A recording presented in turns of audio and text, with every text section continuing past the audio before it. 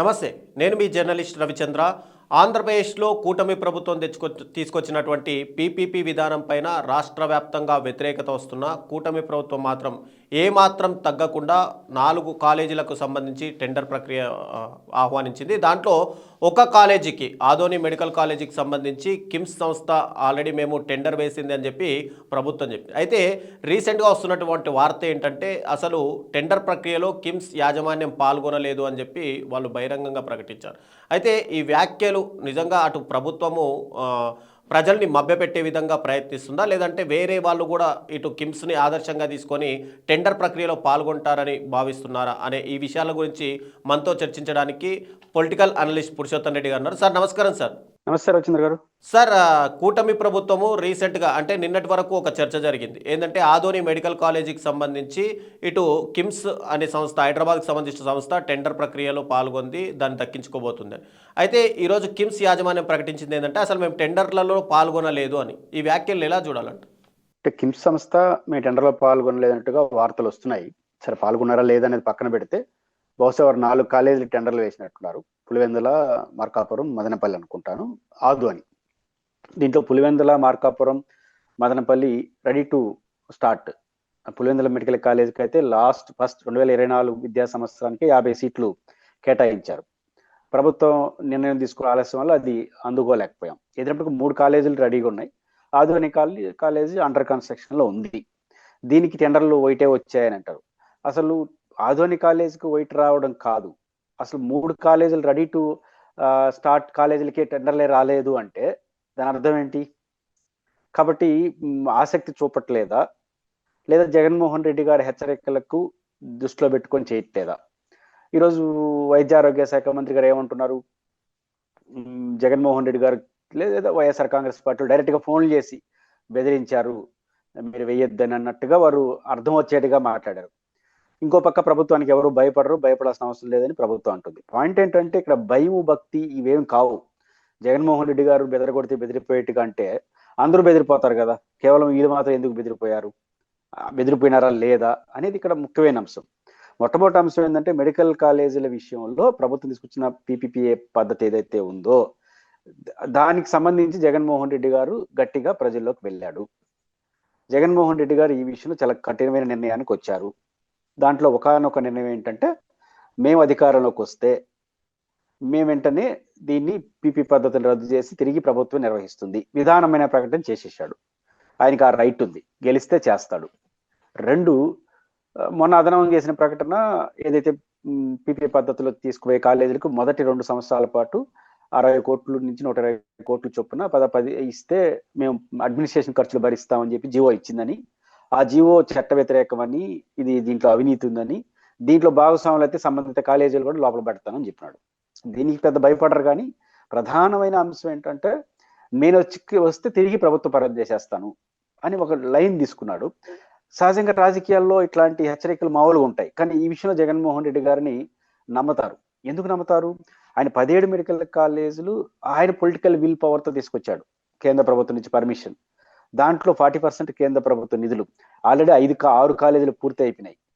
ఇంకొక 3 కాలేజీలు ready to start, ఇంకొక 8 కాలేజీలు అండర్ కన్స్ట్రక్షన్ లో ఉన్నాయి. కాబట్టి అంత ప్రతిష్టాత్మకంగా చరిత్రలో నిలిచిపోయానని జగన్మోహన్ రెడ్డి, ఆంధ్రప్రదేశ్ చరిత్రలో ఎవరైనా మెడికల్ కాలేజీలు అంటే జగన్మోహన్ రెడ్డి గారు గుర్తొచ్చేట్టుగా ఆయన చేశాడు. అంతటి విలువైనటువంటి చేసిన ఆయన దాని నుంచి వెనక్కిపోడు. 2, పెద్ద ఎత్తున ప్రజల్లోకి వెళ్ళిపోయాడు ఆయన. జగన్మోహన్ రెడ్డి గారు కూడా తన నిర్ణయాన్ని మార్చుకోలేని అంతగా ప్రజల్లోకి వెళ్ళిపోయినాడు. ఇప్పుడు జగన్మోహన్ రెడ్డి గారు రాజకీయ అవసరాల కోసం ప్రయత్నం చేసి రేపు వెనక్కబోదంటే కుదరదు. ఎందుకని 1,04,00,000 మంది సంతకాలు పెట్టారు. అది కూడా మామూలుగా కాదు. ఒక అప్లికేషన్, ఉద్యోగానికి నియామకాన్ని పోతే అట్లా అప్లికేషన్ రాస్తారు, అట్లాంటి అప్లికేషన్ లో పెట్టించినాడు. అంత వివరణాత్మకం పెట్టించారు. 1,00,00,000 మంది ఇన్వాల్వ్మెంట్, 1/4 సమాజం ఇన్వాల్వ్ అయిపోయింది. చదువుకున్న వాళ్ళు వీళ్ళందరూ ఉన్నారు. కాబట్టి జగన్మోహన్ రెడ్డి గారు వెనక్కి పోడు. కాబట్టి విధానపరంగా జగన్మోహన్ రెడ్డి గారు ఎప్పుడైతే తిరిగి తీసుకున్నారో, రవిచంద్ర గారు బేసిక్ గా మీరైనా నేనైనా ఒక ప్రైవేట్ పెట్టుబడి ఎందుకు పెడతాం? ఈరోజు ₹4 పెడితే రేపు ₹10 రావాలని.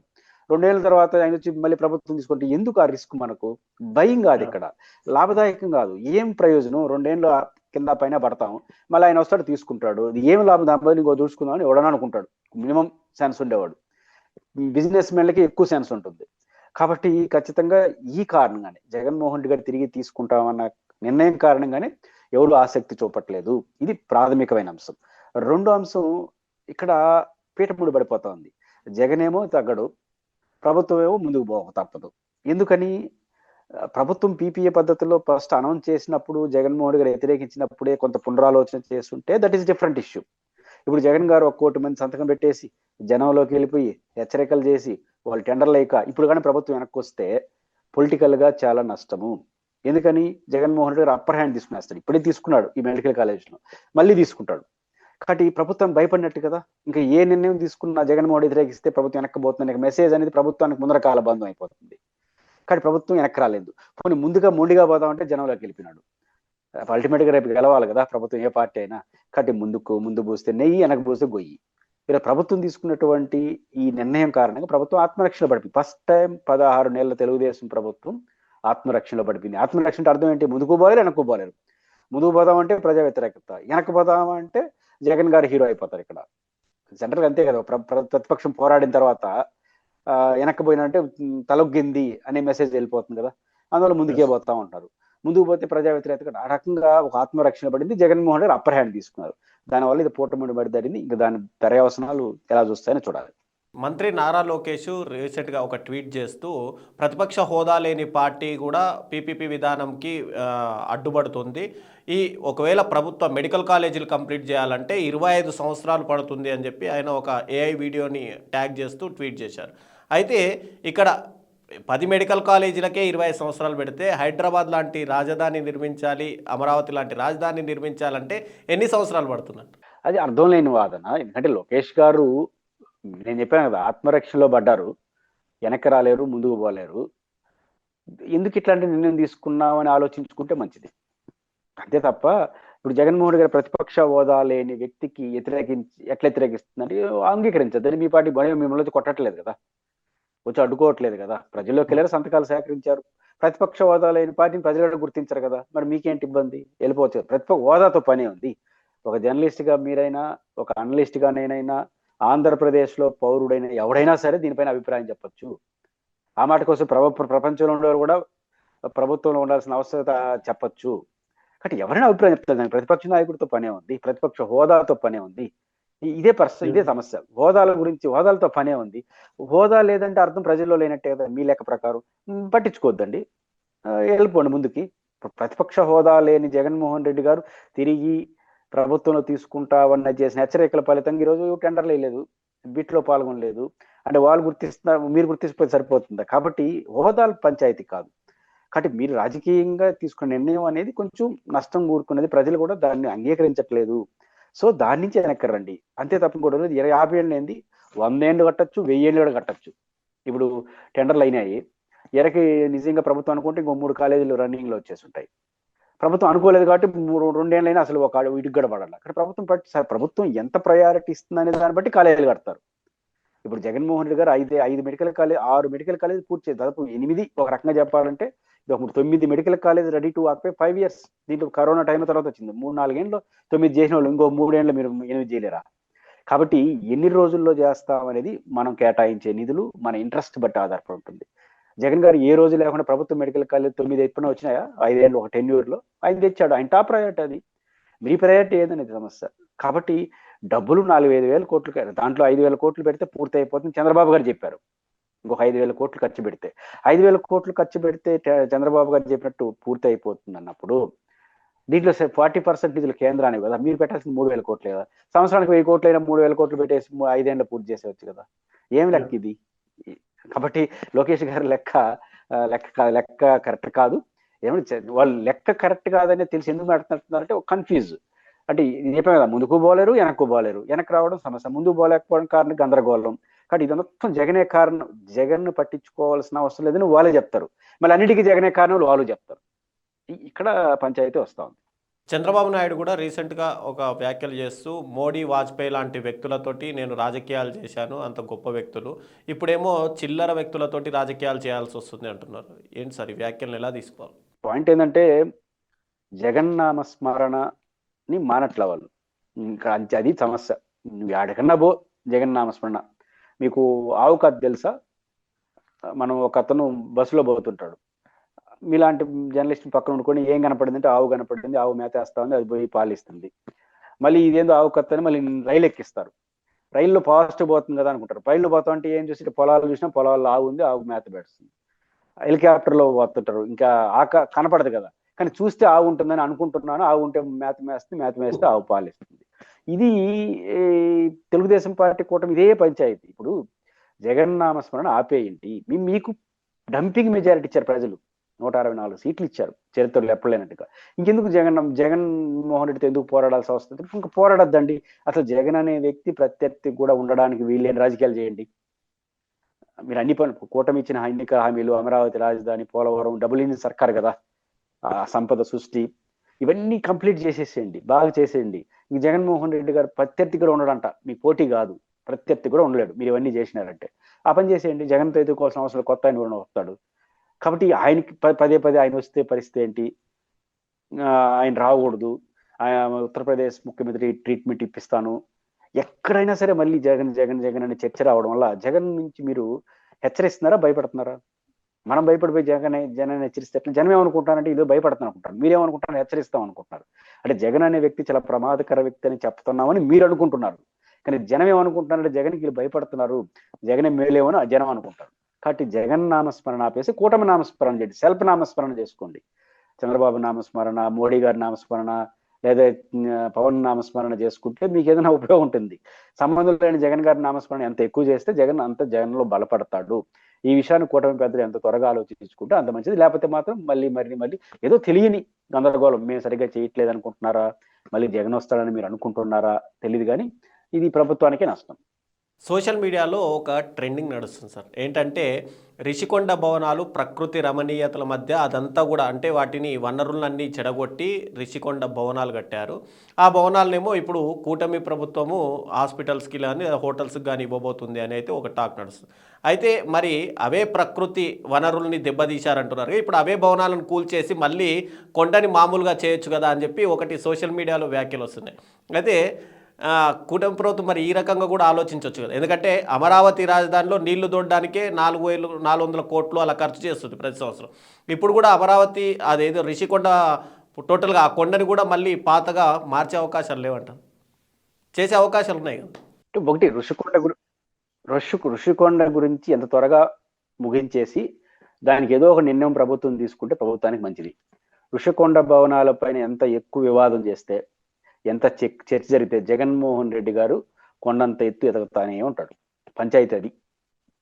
ప్రభుత్వం గుర్తించాల్సింది ఋషికొండ గురించి తొందరగా ఏదో ఒక డెసిషన్, అది మీరు హాస్పిటల్కి ఇస్తారా, గెస్ట్ హౌస్గా వాడుకుంటారా, ఐటీ కంపెనీలకు ఇస్తారా, టాటా వాళ్ళకి ఇస్తారా, ఏదో ఒకటి ఇచ్చేసి ప్రభుత్వం దానికి రావాల్సిన రెంట్ తీసుకోవాలి, లేదా ప్రభుత్వమే భవనాలు ఉంచుకుంటుందా, ఏదో ఒకటి పాలసీ డెసిషన్ తీసుకుంటే బెటర్.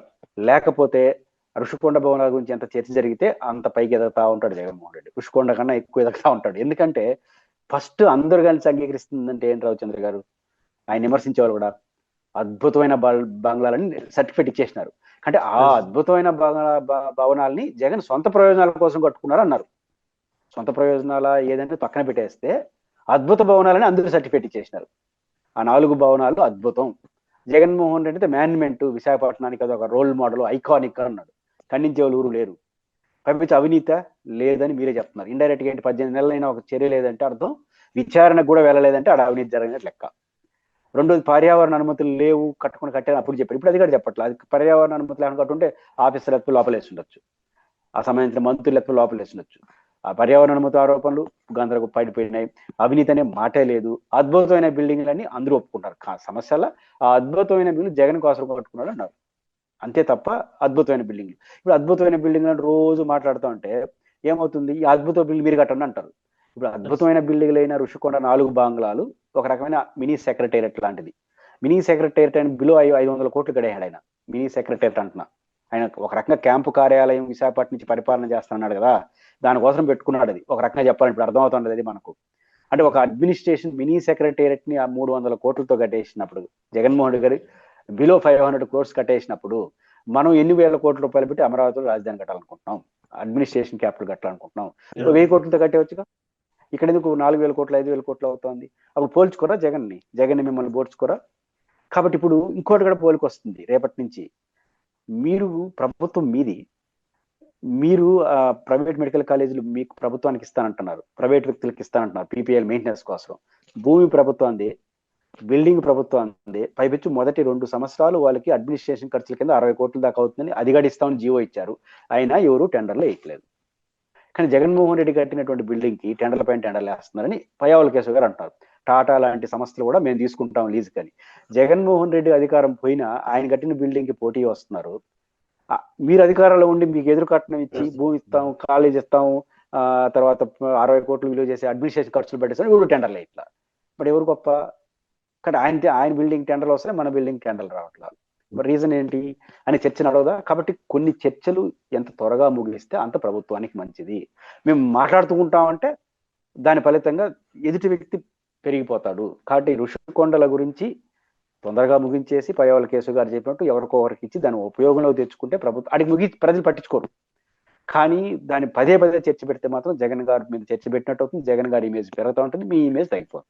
వంగవీటి మోహన్ రంగ వర్ధంతి సందర్భంగా ఆశా కిరణ్ గారు తమ రాజకీయ రంగ ప్రవేశం ఏ పార్టీలో అనేది చెప్తారు అని చెప్పి ఒక టాక్ వినిపిస్తుంది. అయితే ఒకవేళ ఆవిడ వైఎస్ఆర్సీపీ పార్టీలోకి వస్తే ఇప్పటికే కాపు ఓట్లన్నీ కూడా జనసేన మాకే సొంతం అన్నట్టుగా వ్యవహరిస్తుందని, ఇప్పుడు ఒకవేళ వైఎస్ఆర్సీపీలోకి ఆశా కిరణ్ గారు వస్తే ఇక్కడ ఏమైనా ఓట్ల చీలిక జరిగే అవకాశాలు ఉన్నాయా? అంటే ఒకటి, ఆశా కిరణ్ గారు వారి వారసులు, వారి కుమార్తె. సహజంగా ఒక ఐకానిక్ పర్సనాలిటీకి కుమార్తె అయినా కుమారుడైనా రక్త సంబంధం. మనం ఫ్యూడల్ సొసైటీలో ఉన్నాం కాబట్టి ఇప్పుడు రాజశేఖర రెడ్డి గారు కుమారుడు గారు జగన్ గారు, చంద్రబాబు గారు కుమారుడుగా లోకేష్ గారు, ఇది పనిచేస్తుంది. వాడుకున్న ఇమేజ్ కొడుక్కో కూతురుకో వస్తుంది, రక్త సంబంధికులకు వస్తుంది, బిడ్డలకే వస్తుంది. ఖచ్చితంగా ఆంధ్రప్రదేశ్ రాజకీయాల్లో వంగవీటి రంగారావు ఒక సంచలనం. పైపెచ్చు రెడ్లు ఒక పార్టీ, నాయుళ్ళు ఒక పార్టీ అని చర్చ నడుస్తున్నప్పుడు మాకు ఎందుకు ఉండకూడదు మేము కూడా అనేది డెమోక్రసీ. దాని డెమోక్రటిక్ గా అంగీకరించాలి ఆ డిమాండ్ ని. కానీ ఎవరు దాన్ని సాధించలేకపోతారు ఇప్పటివరకు. చిరంజీవి గారు అనుకున్నారు, సాధించలేకపోయారు. పవన్ కళ్యాణ్ అనుకున్నారు, ఆయన 15 ఏళ్ల పాటు చంద్రబాబు గారు ముఖ్యమంత్రి అంటున్నారు. మనం పెద్ద సంఖ్యలో రాలేకపోతున్నప్పుడు ఎవరో ఒకరు ఉంటారు. అయితే వంగవీటి మోహన్ రంగారావు గారి వారసులు చాలా మంది ఉన్నారు. ఇప్పుడు ఆల్రెడీ విజయవాడ కేంద్రంగా వంగవీటి రాధా గారు ఉన్నారు. కానీ వంగవీటి రాధా గారు ఇప్పటికీ క్లెయిమ్ చేసుకుంటున్న క్లెయిమ్ ఉంటుంది, ఆయన కొడుకే కాబట్టి ఆయనకు ఉంటుంది. కానీ ఆయన నిలబెట్టుకోలేకపోయినాడు. ఇంకా ఒక పర్సనాలిటీగా ఆయన ఏదో ఒక పార్టీతో ఉండడమో లేకపోతే ఇండిపెండెంట్ కూడా ఉండిపోతున్నాడు. నిలబడి నేను వంగవీటి రంగా గారి ఆశయాల కోసం పార్టీ పెడుతున్నాను, లేదా పార్టీలో నా ప్రయారిటీ ఇది, ఇట్లాంటిది ఏమీ జరగలేదు. జరగకపోవడం వల్ల ఆ గ్యాప్ ఉంది. ఎవరు వంగవీటి రంగా గారి వారసులు అనే ఒక గ్యాప్ అయితే ఉంది. కొడుకుని గౌరవిస్తారు, కూతుర్ని గౌరవిస్తారు. కొడుకు కానీ ఇప్పుడు జగన్ గారు లాగా, లోకేష్ గారిలో ఒక స్టాండ్ తీసుకుని వెళ్ళిపోయినాడు అనుకోండి, ఆయనతోనే ఉంటారు. ఇప్పుడు శర్మిలా గారు జగన్ గారితో ఉంటారు వైఎస్ అభిమానులు. శర్మిల అంటే ఇష్టం లేక కాదు, ఆల్రెడీ జగన్ గారు ఉన్నారు కాబట్టి జగన్మోహన్ రెడ్డి గారు ఉన్నారు కాబట్టి ఇంకా ఆయన వచ్చి అట్లా ఇట్లా వంగవీటి మోహన్ రంగారావు గారికి వారసుడుగా ఆయన కుటుంబ సభ్యులు రాధా గారు నేనే క్లెయిమ్ చేసుకుని ముందుకు వెళ్ళిపోవట్లేదు. లేదా ఒక సొంత పార్టీ పెడతాడా, ఇండిపెండెంట్గా ఉంటాడా, లేకపోతే ఒక పార్టీలో కీలకమైన ఎత్తుకుంటాడా, ఆయన వారసత్వానికి నేను రిప్రజెంటేటివ్, ఆయన ఆశయాలు నేను సాధిస్తాను అనే పద్ధతిలో ఇంకా వంగవీటి రాధా గారు నిలబడలేకపోయారు. కాబట్టి సహజంగా ఈ ఆశా గారికి కూడా ఒక మంచి అవకాశం ఉంటుంది. ఇది ఆమెకున్న అడ్వాంటేజ్ ముందుకు వస్తే. అయితే ఖచ్చితంగా ఆమెకి పవన్ కళ్యాణ్ గారి పార్టీ అయితే ఒక లీడర్గా ఉండిపోతుంది. తెలుగుదేశం, వైసీపీ అయితే ప్రత్యేక గుర్తింపు ఉంటుంది. సో మీరు అన్నట్టు వైఎస్ఆర్ కాంగ్రెస్ పార్టీలోకి వస్తుందా, వైఎస్ఆర్ కాంగ్రెస్ పార్టీకి వస్తుందో లేదో ఆమె ఇష్టం, తీసుకుంటారో లేదో వైసీపీ ఇష్టం. కానీ ఏం జరుగుతుందో తెలియదు. కానీ ఆమెకి వైసీపీలోకి వస్తే ఖచ్చితంగా వైసీపీలో మంచి భవిష్యత్తే ఉంటుంది, నో డౌట్ అట్ ఆల్. ఎందుకంటే పర్సనాలిటీ ఆమె ఏమి కాదని కాదు, వంగవీటి రంగా గారు కొన్ని ఇమేజ్ అట్లాంటిది. ఆయన పర్సనల్గా వస్తే రెండు మంచి ప్లాట్ఫారం కదా. ప్లాట్ఫారం లేకుండా మనం ఎంత పెద్దోళ్ళైనా ఏం చేస్తాం. కాబట్టి వైఎస్ఆర్ కాంగ్రెస్ పార్టీ ఒక పెద్ద ప్లాట్ఫారం. కాబట్టి ఆయన కుమార్తెగా ముందుకు వచ్చి వాళ్ళు తీసుకోవాలని నిర్ణయించుకుంటే మంచి ప్రయారిటీ ఇస్తే మంచి భవిష్యత్తు ఉంటుంది. రెండోది, వైసీపీలో వస్తే ఇంకా అదనపు అడ్వాంటేజ్ ఏంటంటే వైసీపీలో కాపులు లేరు కదా. కాపులు చెప్పేది దాని గారు చాలా మంది ఉన్నారు, కానీ ఒక ఐకానిక్ పర్సనాలిటీగా లేరు. కాపు ఓట్లు వైసీపీ పడట్లేదు, జనసేన కారణంగా అట్లా వెళ్ళిపోయినాయి అనే చర్చ జరుగుతున్నప్పుడు ఒక పర్సనాలిటీగా ఆమెకు వస్తే వైసీపీ కూడా లాభమే కదా. వైసీపీలో ఉన్న అవకాశం కాపులకి ఒక ఇమేజబుల్ లీడర్గా, కాపులు లీడర్లు ఉన్నారు. జనసేనకు వాళ్ళు పోతారని నేను అనుకోను. ఎందుకంటే జనసేన ఆల్రెడీ ఐకానిక్ పర్సనాలిటీగా పవన్ కళ్యాణ్ గారే ఉన్నారు కదా.